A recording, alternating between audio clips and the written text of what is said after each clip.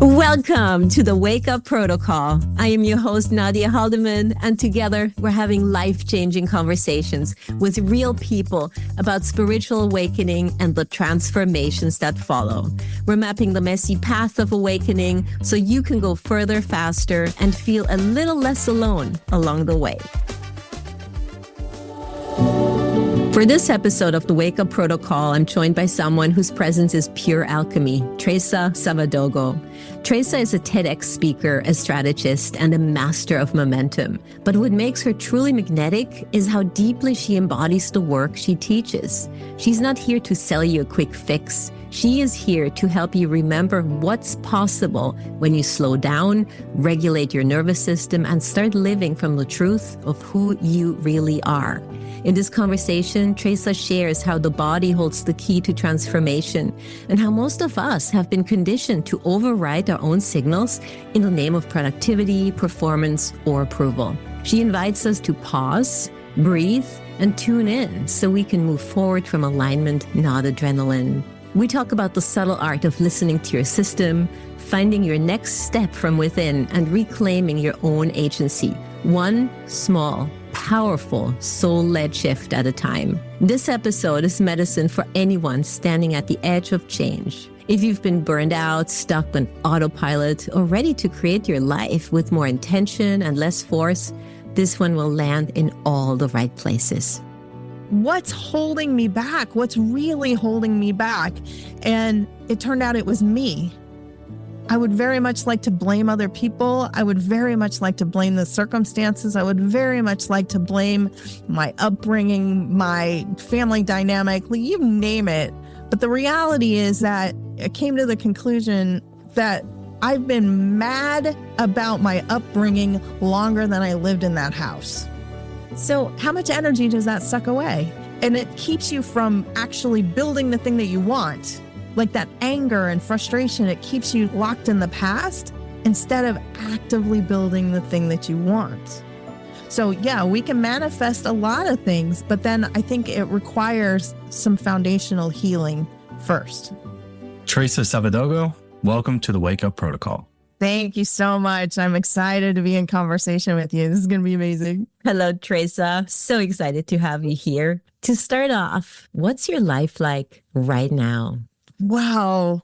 Well, as of this morning, I live on the Pacific Ocean. I have an apartment in Mexico overlooking the water, and there's marine fog coming through. So even though there's an island and an ocean out there, I can't quite see it. And often I think about that as a metaphor for our lives. Like there's something beyond the fog that's out there. We just can't see it yet. And so, yeah, that's how my life is these days. Oh my God, that is such a beautiful image. I love that. That's so powerful. That reminds me, this was years ago, but I went to Hawaii for a family vacation. I was kind of young. And I remember the fog covering the mountains, and I could see the mountainside, like the pineapple fields going up, and it just disappeared into the fog. I love that metaphor that there's something beyond the fog, that it requires a courage to know, to be able to navigate the uncertainties of life. So today, it seems like today's kind of a mystery, that there's something beyond that fog that's calling you. Do you feel that, or? I do. I absolutely do. I've been working on a career pivot for the past few years, laying the foundation for that. And I think that that's also interesting. I spent 20 years living in Seattle, and one of the tallest mountains in the lower 48 states is there, Mount Rainier. And there were days when people would say, oh, the mountain is out, and it's a 14,000 foot mountain. And it's noteworthy because it's often overcast and it's often raining. We're, in the rain shadow, but there is a giant mountain there, and we celebrate when we can see it. And I think that has always been really important to me, is there's more out there. We just don't know what it is, and to have faith in it. And then also when you see it, even if you only get a glimmer of what's out there, celebrate it, because now you know what you're going towards. right? And visualization is really important to me too. Like I need a picture in my head about where are we on the map? Like I can't see it, but somebody has mapped this before. Orienting to where I'm going is really important to me as well. Yes, I'm super excited to dive into your story, learning about the direction that you're going now, and even the fog and all the mystery that goes into that. I'm super curious. So for our listeners who aren't familiar with you, could you give the pitch of Traca's story? Who is Traca? I'm a giant work in progress.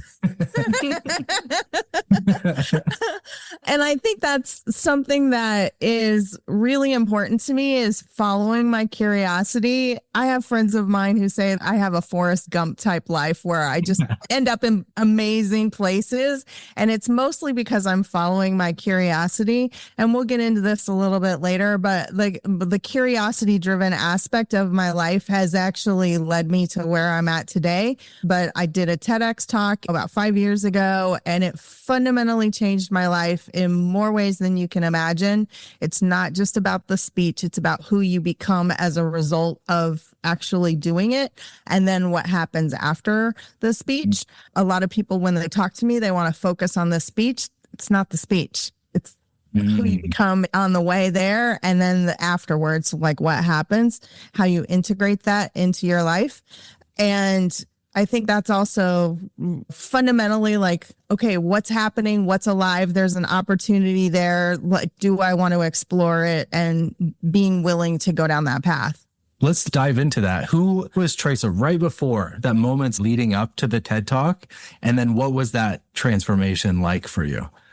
Wow. It was a really challenging time because I had spent a really disorienting time coming out of a deep depression, and I needed to make money. So I just took any kind of job. It wasn't all that serious. And I made the most of it, which was something that I often do is just make the most of whatever it is. How can I be awesome at whatever this is? And then my mom died. And 2 weeks later, I got a call. Somebody asked me to give a TEDx talk. They said, hey, listen, I've submitted you for this. And it was a fast pass. They wanted a speech.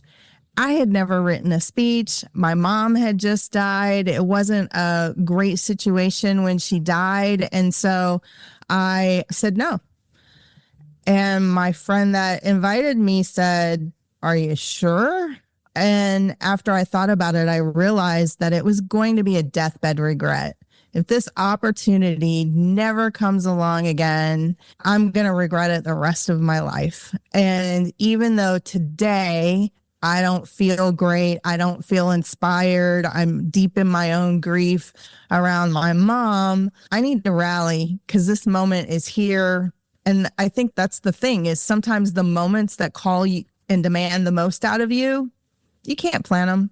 The timing isn't up to you. And so the question is, how do you rise to that challenge? And so I very quickly wrote something, held my breath, hit send, and went to work that day.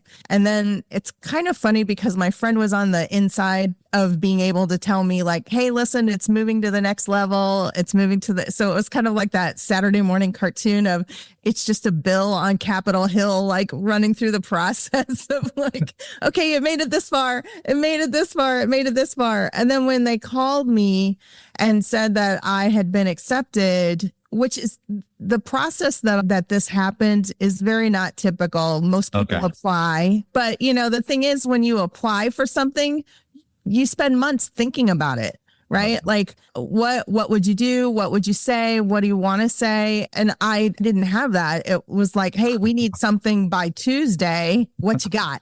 And they had an idea of what they wanted me to write about. And so I just submitted that. But what was really interesting, a lot of people want to do a TEDx talk.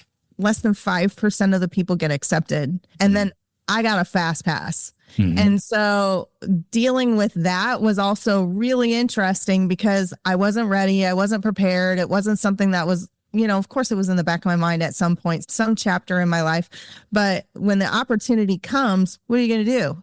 And it was really important to me ultimately to seize this opportunity. And I learned a lot about myself, and it fundamentally changed my life in the process of trying to rise to the opportunity that was before me. I absolutely love the fact that this just showed up in your life and you had to say yes, even though initially you said no to it, and that it ended up being such a pivotal thing. So can you tell us a little bit more about how this really started changing things in your life, saying yes to that and following through? Yes, one of my favorite words is called a life quake. And it was an absolute life quake in the sense that, one, I would have to be very visible at that point in my life, even though I was writing a blog or sometimes I would get some media attention. I was very much minimalizing my contribution to things. And I was also a supporting player for a lot of people in my life. I was the crucial number one supporting player for a lot of people. I made people famous. I made them a lot of money. But here, now it was my turn. And I was like, where's my Traca? Yeah. Who's my support network? Who's my wingman who's going to help me navigate this challenge? And I didn't really have that. And it was very disruptive. And also being visible, my family doesn't celebrate that. And then also there was a point in my life when I had a couple stalkers. And so there was a question about, what does this mean for me to be more visible? And will I be able to handle whatever comes up as a result of this?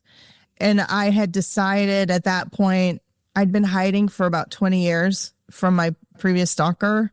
And I just decided, I've given you way too much control. And at the end of the day, he did come back.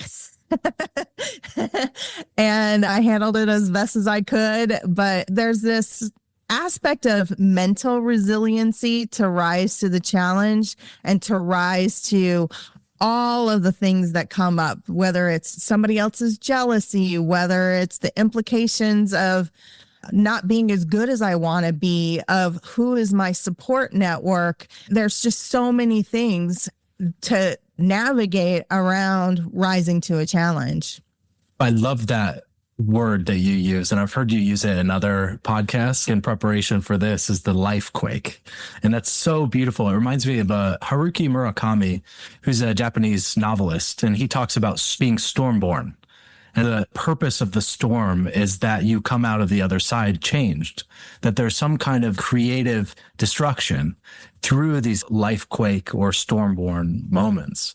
And that's really interesting because I think you even mentioned in your TED Talk feeling invisible and feeling so much overwhelm and anxiety, even in the preparation for the talk. What was that like? Really navigating the kind of anticipation of being on that stage and finally being your own best friend, really backing yourself up and standing there in your full power. What was that like? I'd like to say I felt like I was in my full power, but I actually just blacked out for a minute. I couldn't see the people. I couldn't see. It was awful. But what came out of that, I think I love what you said about being stormborn, because there's this aspect of the challenge is here. How will you face it? And will you collapse on the couch and go into bed rot and pull your covers over your head? Will you utilize a coping mechanism? Coping mechanisms are born out of our body's overwhelm to be able to handle the situation that we're currently undergoing. And that shows up in a lot of different ways. It shows up in overeating. It shows up in drinking, fighting, all kinds of things. And so what is your coping mechanism to get through the storm? And then what I realized only recently is I would avoid challenges. That was my coping mechanism, is to just kind of like shrink and play small. And what I realized is that by not choosing to go through the situation, I was actually robbing myself of the skills that it takes in order to navigate those things. I didn't have any reps for the challenge, right? And I have moments where you learn I need a different kind of support. How am I going to go get that? And in those moments where you're thinking about it, you don't know what you actually need. And it's only through the experience that you start realizing, okay, I need to change my toolkit a little bit. And to me, I think that that's also really powerful, is to realize, I have a friend of mine and he says, you'll live, just go through it. You'll live. But in the moment, you don't feel like you're going to live. And so the question is like, what do you do with that? And for me, for the longest time, it was very much an avoidance approach, as opposed to, who am I going to become as a result of this? It reminds me very much of the 5-second rule that Mel Robbins wrote a book about. She was stuck and she didn't really move forward and she couldn't get out of bed. And then all of a sudden she said, okay, let's just do 5, 4, 3, 2, 1 and get out of bed and start taking action, taking your life in your hands and start actually taking forward momentum towards something. And look where she's at right now. The whole world knows about her. So it sounds like you did that. You said yes to yourself. You said yes to something that was really uncomfortable. You went through with it. It was uncomfortable even as you went through it. But as a part of that, you start getting those reps. And I'm curious, what change happened in your life because of that? Right. Well, first I want to just go back to the 5-second rule. I think that's an oversimplification. I think that what we really are craving is some sort of safety. And what I've come up through this process to realize is that we need basically 5 kinds of safety. There's the emotional safety, financial safety, relational safety, environmental safety, and identity safety. And I was fighting all of those in this one particular challenge, because I didn't have enough money to get a coach or adequate support. My identity was going to change definitely as a result of it. I needed emotional support. And my environment, I would go to work and talk about what I was doing and people were just like rolling their eyes and they can't understand when you're doing something that unique. Very few people who actually understand that process. And so I think that there's that. And also I negotiated with my healthcare provider and got 3 hours worth of therapy a week in order to get ready for this. And so I think it's really important to address this, like, how do I create safety for myself? And how do I look at creating more safety around me with different aspects? What kind of safety do I need? But as a result of doing this talk, what happened is my goal was like, it's over, it's done, like, great, I did it. And then I forgot about it for a few months and was just trying to integrate the experience. And then one day my phone, I just kept getting all of these messages and they're like, congratulations, congratulations. I'm like, what are you talking about? My thing happened like 3 months ago. What are you talking about? Well, Tim Ferriss, the author of the 4-Hour Workweek and the #1 podcast in the world, he saw my talk and shared it on every single social media platform that he has. So 6 million people. And I didn't even know my talk had been released yet. So I was like, visible. Exactly. And immediately I started getting some other messages that invited me to speak. And I was like, I'm not a speaker. Like, I barely survived this. And so it was fascinating to work through that because I saw so much growth in saying yes to that one opportunity. Even though I didn't feel prepared, I said yes to the other opportunities that followed. And then just started asking myself, what can I do to support myself better to rise to the occasion?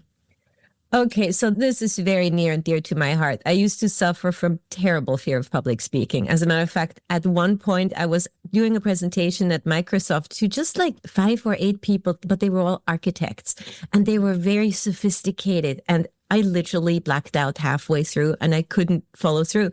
and I ended up leaving the room. I just couldn't do it. It was absolutely devastating. And after that, I had real fear of speaking to anyone. I even had fear of speaking one-to-one for a while. It was really devastating. I ended up doing Toastmasters and eventually started getting over that and started being okay enough to talk in front of 5, 10, 15, even 50 people at times. I still don't like it. So you said yes to something, first the TED Talk, and then you said yes to additional speaking engagements. I know a lot of people are struggling with fear of public speaking. I am really curious what that journey looked like for you. What got you to a place where you ended up doing more of those talks, and where are you today? Well, it's pretty exciting. I have a very good friend of mine who she started a conference and she asked me to speak, and she actually titrated me into that. And she does it, I don't know, every 6 months or something. So the first time she put me on a panel and there were 5 other people on the panel and the MC, she didn't know me. So I could basically hide on the panel. When you're on a panel, you don't speak that much anyway. It's like less than 10 minutes. And so that felt really good. But then afterwards, everybody was zoomed in on me. And I was like, oh, well, maybe there is something here. I can trust that. And then the next time she asked me to run a panel. And then the next time she asked me to be the MC for the whole conference. And then she asked me to do the keynote and set the tone for the entire conference. And then she asked me to wrap up the conference and like leave people with an idea of how to take everything that they learned at the conference and benefited from it and apply it in their real life. Right. And so that was a really great opportunity to get my feet wet, and also within the safety of somebody that is deliberately trying to stretch me. And then I got instant feedback, which is another really important thing. So I recently came across a book about ultra learning. And what I realized is that I love the ultra learning principle, which is you get multiple reps in a short period of time and you get a short feedback loop, right? And my most beautiful moments in my life have always included an ultra learning component to it. So as an example, you know, I wanted to become a better cook. And a friend of mine was a former Olympian and the fastest woman in the world in her category. And she was doing master swimming and asked me if I would be her personal chef for her training leading up to a world competition. And I said yes. And so I became very competent because it was a forcing function. Every week I had to create 5 new recipes for her every single week for 6 months leading up to the competition, and learn a lot about nutrition. So same thing when it came to speaking. I had joined Toastmasters and I watched for a long time because the format is very prescriptive, right? And I was trying to understand like how the format works. And then when I decided to start doing speeches, the process was very slow.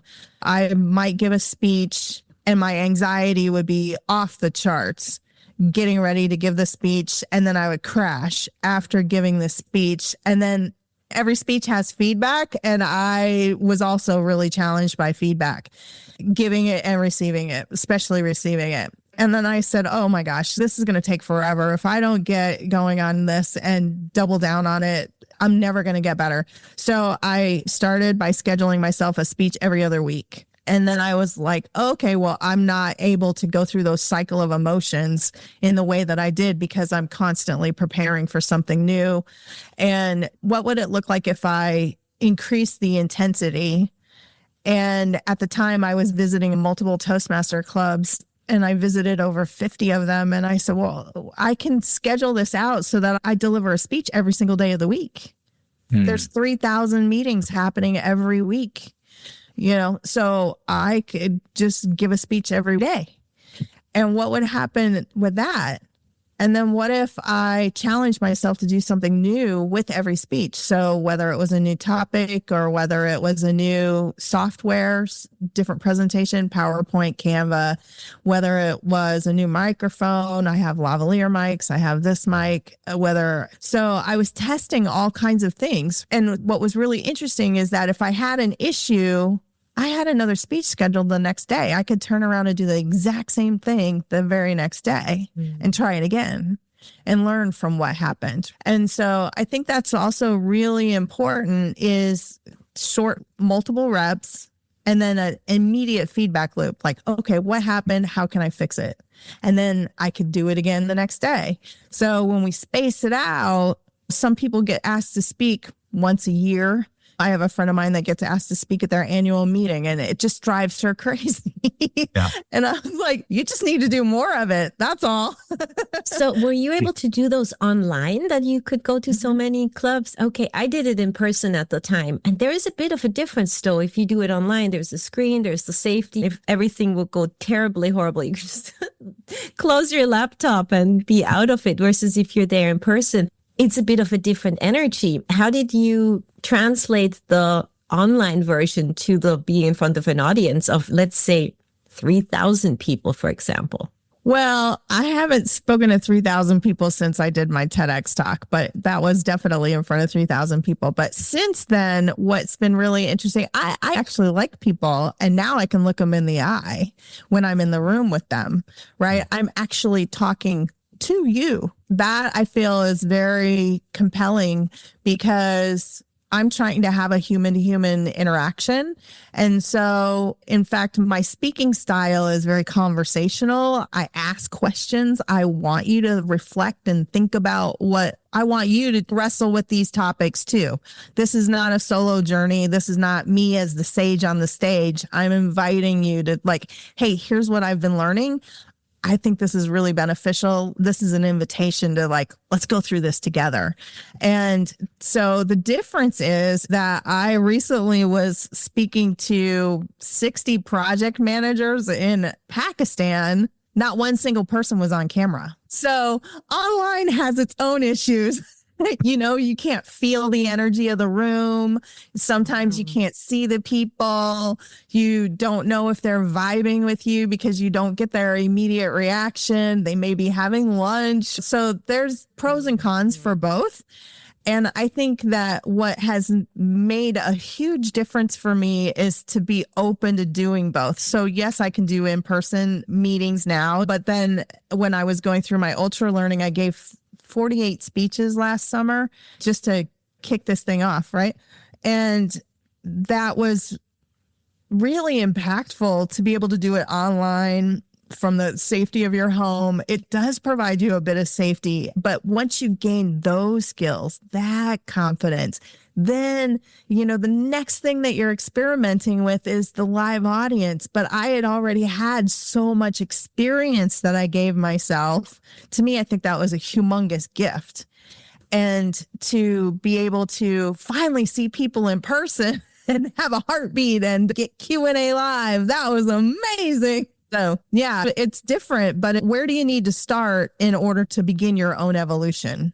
Mm-hmm. Yeah, that's really interesting, because Nadja and I were actually just talking about how to create confidence, because that's something that we've been really curious about. And I think we were just talking yesterday about how doing a sheer amount of volume such that it would be unreasonable for you to lack confidence in the thing that you're doing.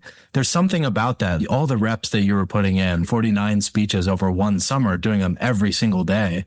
Did you find that over time you were able to more effectively turn down the volume on, like, the amygdala, like that fear of, like, feeling super unsafe when you're speaking, and then kind of be more present in the room?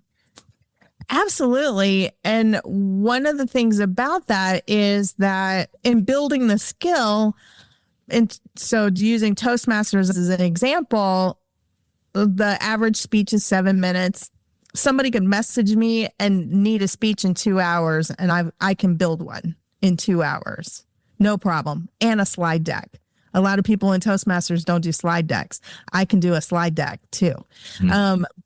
And so building that skill was great. And now 20-minute speeches are easier. And now hour-long speeches are easier. So once you start building on the skills, there's adjacent skills that come with it that also become easier.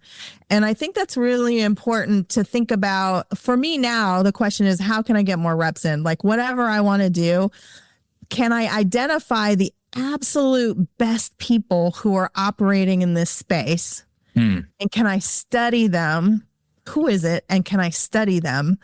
And then as an example with Toastmasters, I met a woman, her name is Cheryl Rausch, and she talked about the accredited speaker designation, and somebody had challenged me that I should do that. And the accredited speaker designation is for people in Toastmasters who give speeches publicly. A portion of those speeches need to be paid, a portion of them need to be unpaid. But a lot of people who get really good at Toastmasters never give public speeches. They like that little sandbox that they're in. And so being able to go outside of your comfort zone and deliver it to a bigger audience, that also means your topics need to change, because sometimes in Toastmasters, people do very introspective, they're not thinking about the audience and what the audience needs to learn, or even what somebody would be willing to pay for outside of the Toastmaster environment. And so when you do something, there's a curiosity of your own that's kind of self-indulgent, right? So whether I'm making a quilt or making a recipe, I want to make this because I want to make this for me. But if I want somebody else to enjoy it, to pay for it, I need to be thinking about the audience. What does the audience want? And how can I fit their needs? Or how can I bring them along? And so I started giving speeches when I was in Toastmasters. As an example, I had visited over 50 clubs.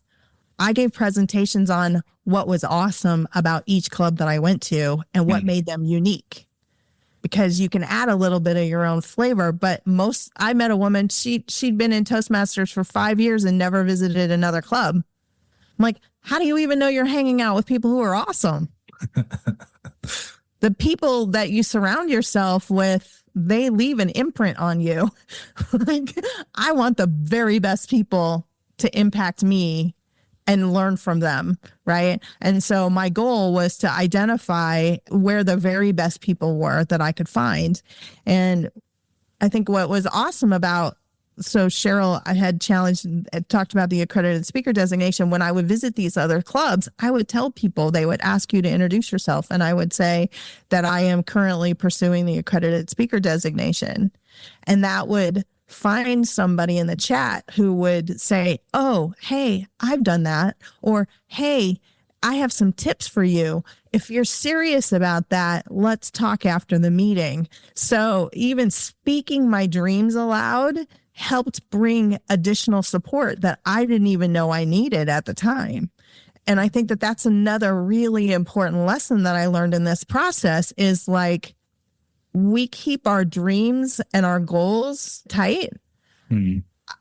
I say bring a megaphone because you never know who can help you. And I think that's really important because we don't have all the answers.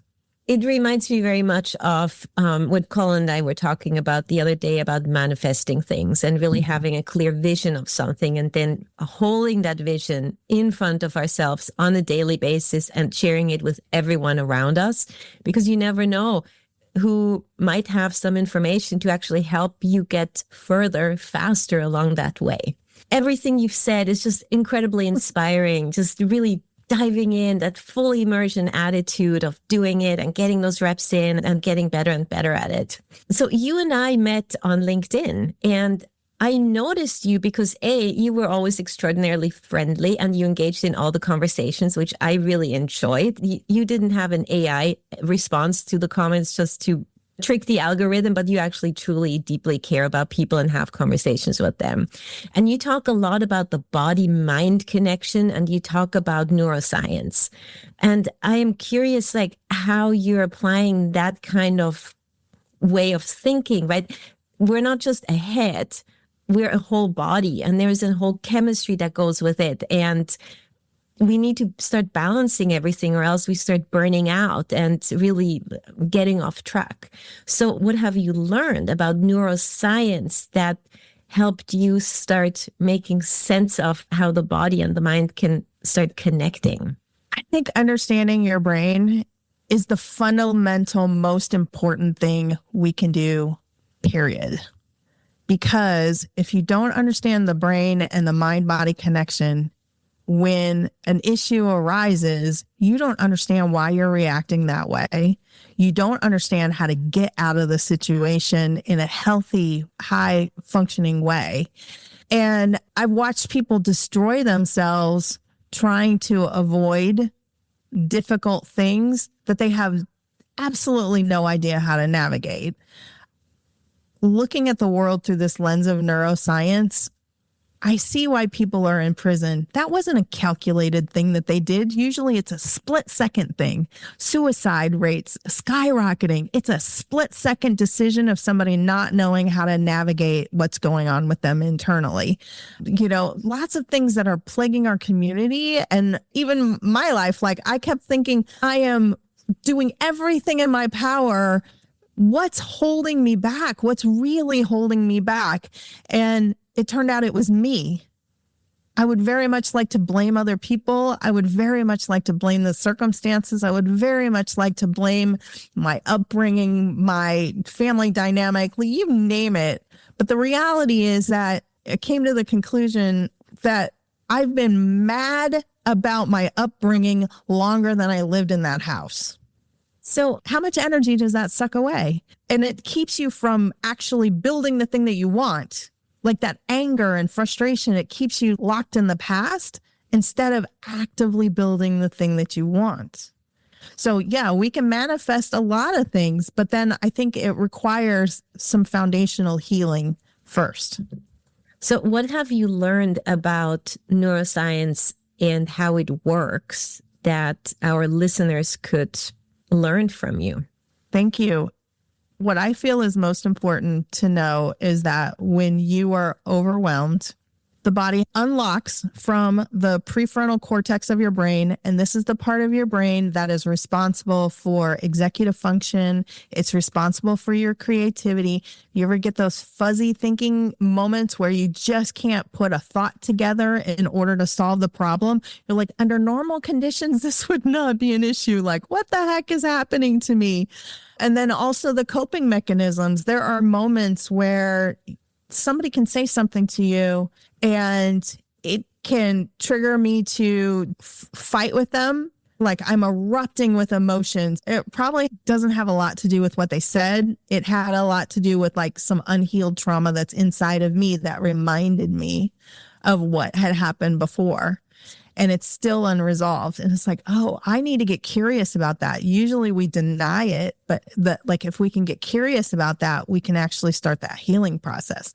The other thing is like, what are your coping mechanisms? So like, I have a tendency to avoid and procrastinate on things, even the things that I really want. And I didn't understand that that is a normal reaction when the brain and the body are overloaded. And if it gets really bad, that's where we get bed rot and doom scrolling, and we just lay in bed and we want to like numb out and we don't want to just like take the world away. And the question is, how do you get yourself out of that?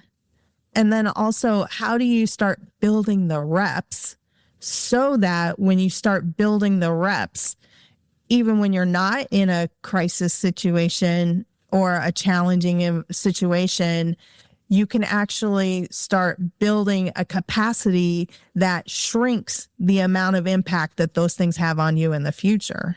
And so that I think is really important. But, you know, even at work where you see somebody, they just like, they lose their mind in a meeting or something like that. Like, what is that? That's what we're talking about here. When somebody doesn't show up well for you, what is happening here? They may not be able to explain it, but now I have a better sense of what's going on for them and how I can show up for that relationship better, but then also how I can support them in a different way. I have a better idea of what's going on with them. What are some of the tools that you are using to help you along that way? My favorite tool is the breath. There is so much advantage to taking a deep breath. Hold it and then let it out very slowly. So take in a breath at a 4 beat hold it for 4, let it go, like 6, 8 beats. What that does is it starts to soothe your nervous system. I can do 4 or 5 of those breaths. And suddenly this is when your brain starts coming back online. The other thing is movement. How does your body want to move with this energy that's coming up? You know, as a little kid, I wanted to run around. I wanted to release that energy, and we're told to sit and just stay right there. Don't move, or we'll get put in a corner when we have these big emotions, big parts of energy. Like, how does that energy actually want to move? Can you go in the bathroom and do a dance party and just like shake it out? Or I love this yoga move about do a big exhale like a lion. When I was at work, I would go to my car and just blast the music and sing really loud or yell, just to move that energy out of you. It's so important to move it. Let it move so that you can get your thinking brain back online. And then also going for a walk, you know, we hear that all the time, but I don't know that a lot of people do that. But that is one of the best things that you can do, because it takes you out of your environment and it puts you in a new environment. Suddenly you start noticing things, you start observing nature, you can just pay attention to how your feet are moving. It can be very calming and soothing. And that's really what we're trying to do, is to calm our nervous system so that we have access to that part of our brain that went offline. Yeah, that's beautiful. That's creating a sense of safety in your body to be able to approach whatever it is that you have to do. I mean, what's coming up for me is like when I was doing sales training and I had 0 sales experience, but I had to get on the phone and call like hundreds of businesses. And I was terrified because I was even listening to like analyzing my sales calls. I was talking really fast. I wasn't really listening to what people were saying. And part of the insight that came later was like, I felt so unsafe talking to these people that I didn't know. I want to ask you about the identity safety, creating safety in your identity, because that was something that was constantly triggering that. I would go outside with the broker mentor that I worked with. We would go for walks. We'd go to the gym. I would pray. I would meditate. I would do so many things to try to create that sense of safety, and nothing was really working for me. But I realized later that it was because I was so terrified of the rejection of like, what does this say about who I am? The fact that I didn't know what I was doing. That was, and I have the same kind of tendency. My coping mechanism is to avoid, to run away, to fall into a passivity, to kind of let things pass. So I'm curious, how do you create identity safety when you feel like your identity is being threatened? I think the identity is really important. And that's where I journal every day. And I have a process that I have where it's something that I picked up from somebody else, but what basically it's 10 lines of 10 things that I'm living into the future of myself. My future self is this kind of person. And what is the identity that's reinforcing? Right. So I was in sales. That was one of my first careers. And I was relentless about helping people. Mm. At the end of the day, you're providing a solution, and whether those people are ready for the solution when you enter into their life, or whether you're building a relationship so that they know that you can provide a great solution later, that's great. Like, your job is to provide a solution. And yes, it has a monetary value to it. Yes, it has a goal-oriented thing. But at the end of the day, like, we're just meeting people. Like, who are my people? Who are the people that actually need what I'm trying to offer? And to me, the identity piece is pay attention to the language that you're reinforcing. So, for example, I have a friend of mine who deals with anxiety. Within 5 minutes of meeting you, she will tell you she has anxiety. And that identity it's now rooted in her identity. She says it 100, 200, 500 times a day. I have anxiety. Mm-hmm. And I challenged her. I said, well, what if you just had nerves? Mm. What if you were just new at something? Or excited? Yeah, exactly. What what if it's not anxiety and you've been calling it anxiety all this time? And like, what is your anxiety telling you actually need? You know, the conversation is usually over when she says, "Oh, I have anxiety."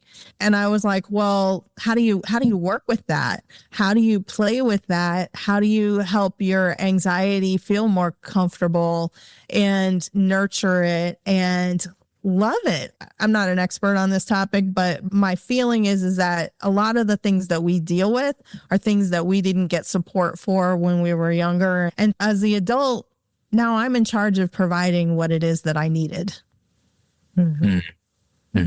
Right? And usually you can't outsource it. You can't buy it. How do I give myself what I need? And so a lot of times I want to reassure myself that it's safe. I want to reassure myself, we're just playing here. We're just going to see what happens. Like, let's just see. I'm curious. And for me, when I was in sales, I would say, who am I going to meet today? I'm so excited. Like, what stories am I going to collect by the end of the day? I'm going to meet somebody amazing today. I just don't know who it is yet. I'm going to hear something fundamentally that might change the course of my life. And if I don't take this action, make this phone call, send that email, reach out to somebody on LinkedIn, I'll never know. So I have this thing, like when you go to a networking event, for an example, I imagine that there's a camera that's over the audience, right? Overhead.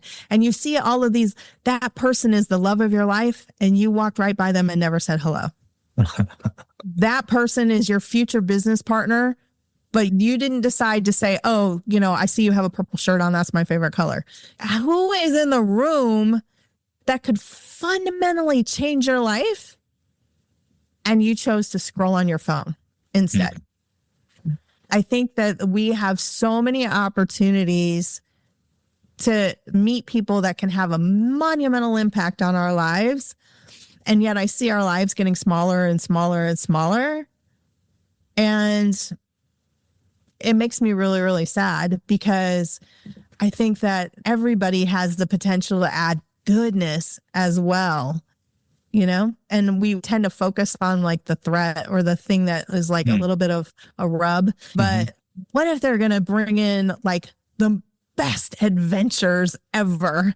Or what if they're going to crack your world wide open and show you things you never even dared to dream for yourself? What if we cut ourselves off from that? And that just, it really makes me sad. Yes, that reminds me of kind of the incredible like conversations like you shared in your TED talk, like the guy at the hostel who's like just happened to be studying the God particle.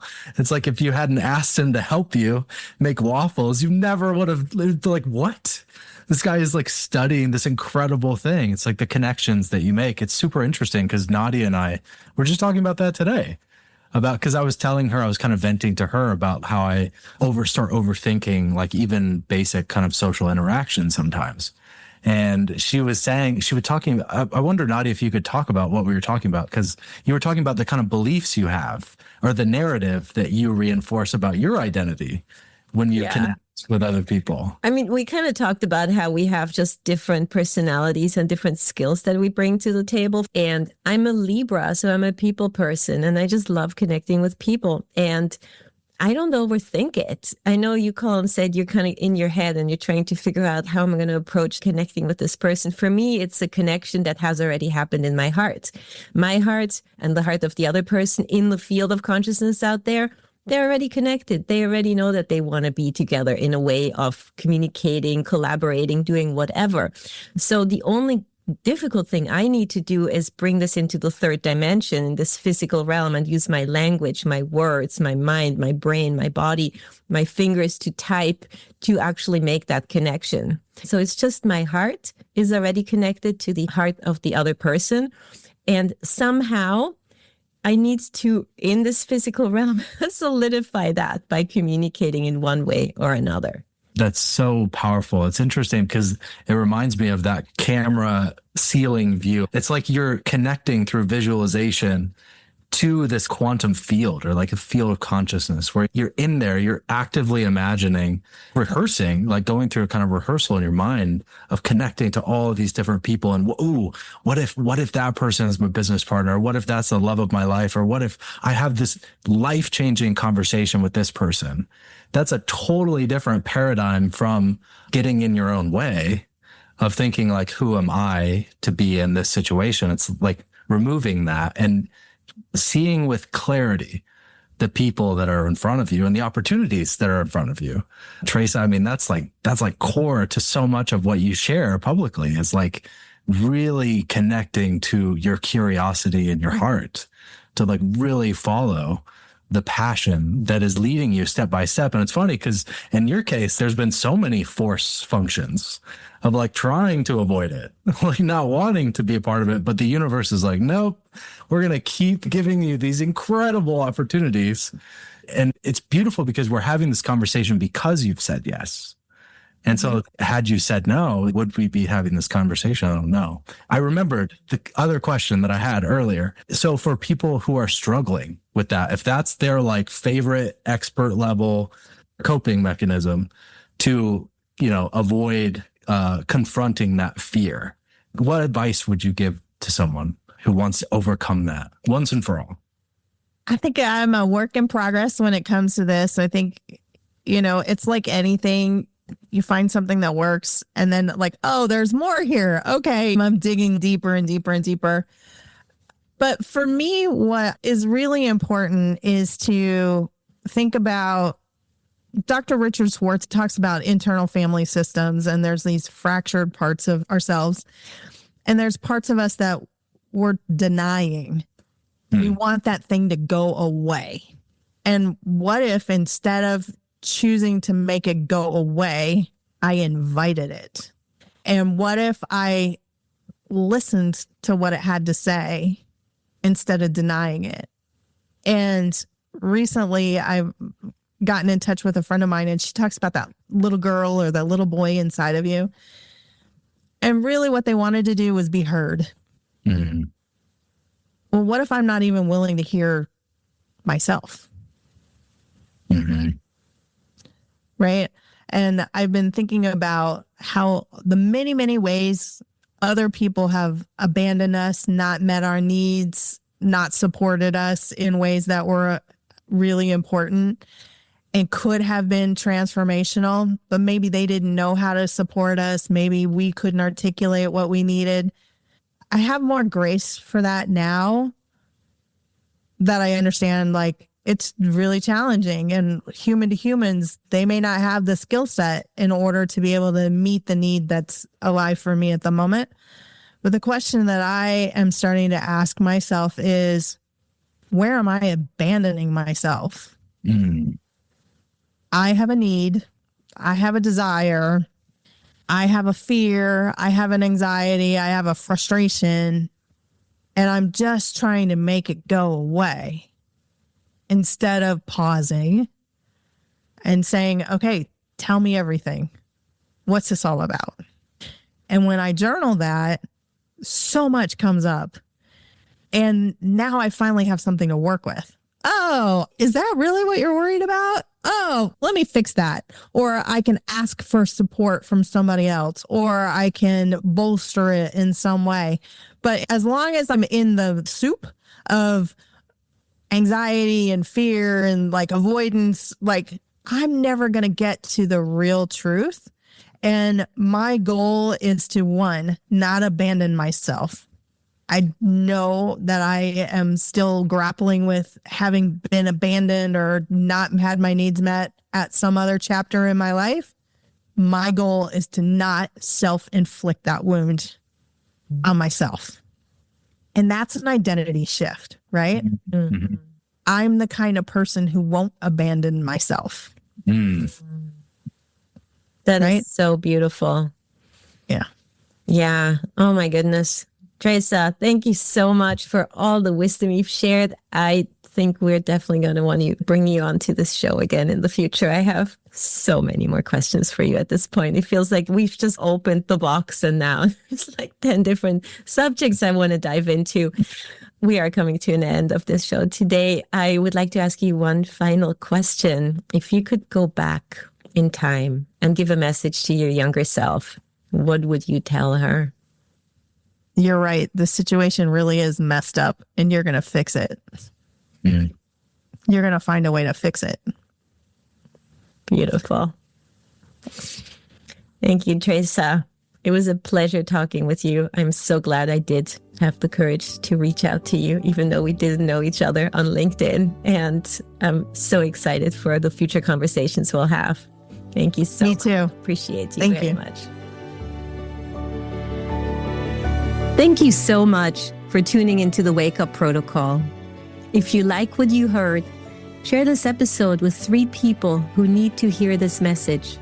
And if you want to go deeper, head to thewakeuprotocol.com and sign up for our email list. That's where we share behind the scenes insights, bonus resources, exclusive invites, and the kind of guidance we only send to our community. And if this is the last thing you hear from us, all we'd like to say is keep going, trust yourself, follow your heart. Until next time, have a safe and happy journey.